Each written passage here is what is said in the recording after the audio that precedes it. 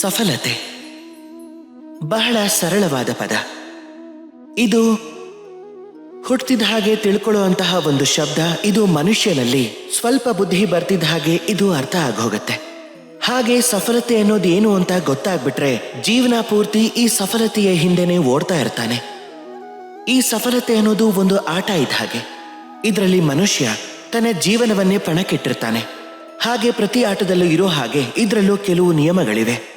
ಮೊದಲನೇ ನಿಯಮ ಏನು ಅಂದ್ರೆ, ಸಫಲತೆಯನ್ನ ಪ್ರಾಪ್ತಿ ಮಾಡ್ಕೊಳ್ಳೋದಕ್ಕೆ ಸಫಲರಾಗುವಂತಹ ಕನಸನ್ನ ನೀವು ಕಾಣಬೇಕಾಗತ್ತೆ. ಖಂಡಿತ ಹೌದು.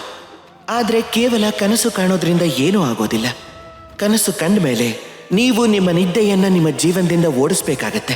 ಹಗಲು ರಾತ್ರಿ ಶ್ರಮ ಪಡಬೇಕಾಗತ್ತೆ, ನಿರಂತರ ಪ್ರಯತ್ನ ಮಾಡಬೇಕಾಗತ್ತೆ.